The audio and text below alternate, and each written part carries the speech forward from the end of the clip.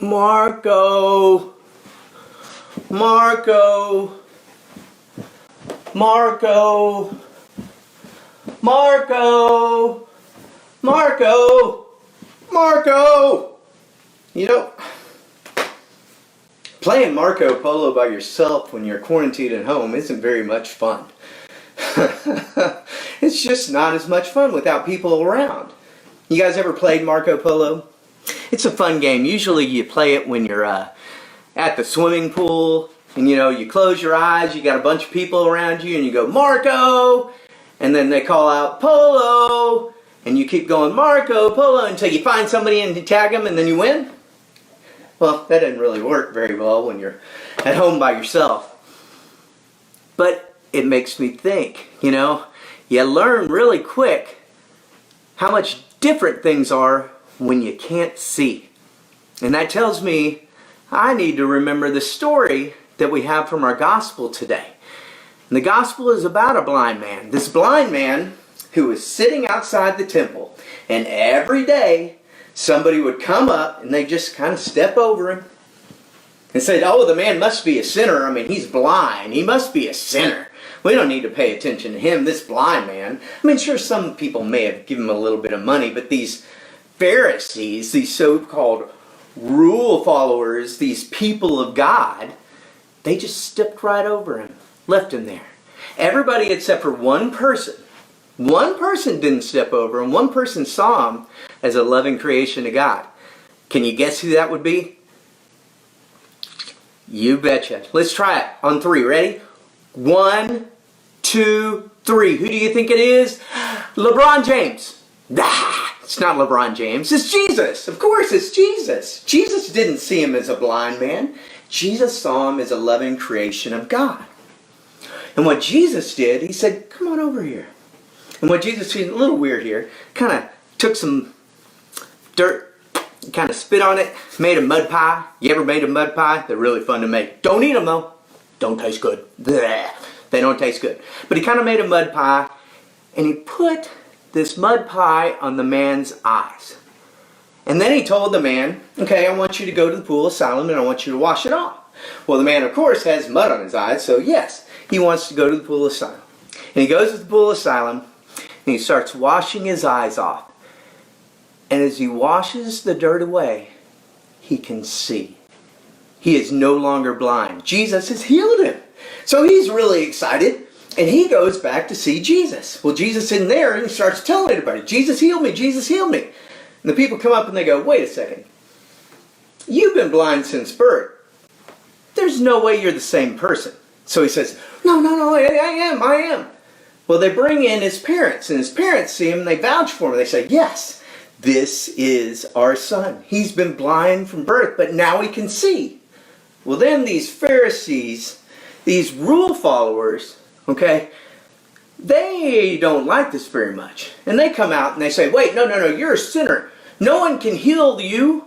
No one can heal you, and then nobody can do it on the Sabbath. You can't do it on the Sabbath. That's sinful.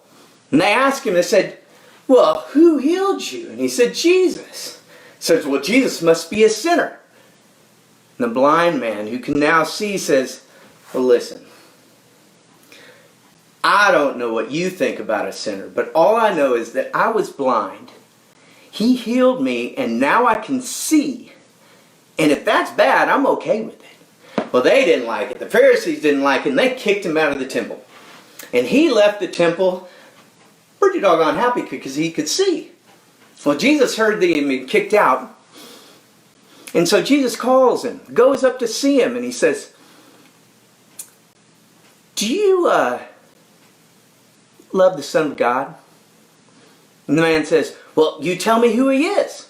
I definitely would love him. He says, I am he. I am the Son of God. And the blind man is so grateful, and he gives praise to Jesus right there. And it makes me think, who are the people that we step over all the time? Not literally, but who do we see as just someone who is physically handicapped? Do we see him just as that? Or someone who's homeless? Do we see them as just someone who is homeless? Someone who's hungry, just someone who's hungry. Someone with a learning disability, just a learning disability. Do we see them as just that one thing, or do we see them as loving creatures of God? Because we were all made as loving creatures of God, and creatures of God who are prayerful. And we got a lot of time right now. We're all sitting at home. We have time to pray and maybe take off that mask and stop being blinded to just categorizing people as one thing. Alright? We're all loving creatures of God, no matter what race we are, no matter what country we come from, no matter if we're rich or we're poor. It doesn't matter in God's eyes. God sees us all as loving creatures of God. And prayerful ones. As we stay at home, let's remember to pray. And let's pray that we have those blinders taken off. And let's pray for everyone. Everyone who is suffering. People who might be scared or nervous at home. Pray for the healthcare workers who are probably a little scared and worried as well. Pray for them because they're putting their health in line. Pray for the people who are driving the food across the country. Pray for the people who are bringing us our food in the stores, our restaurants, everyone. Because we're all loving creatures of God. Well, I do have a little bit of time right now. And I do step over things like toys because there's a lot of them all over the place. But the one thing I'm not going to step over is my time that I get to spend in prayer. My prayer for loving all of you, missing all of you. I hope everyone takes his time to grow closer to God, their family.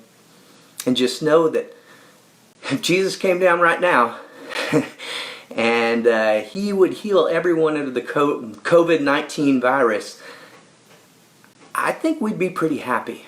I hope we wouldn't act like the Pharisees did. Well, God bless you all. I hope you have a great day, and I miss you. Have a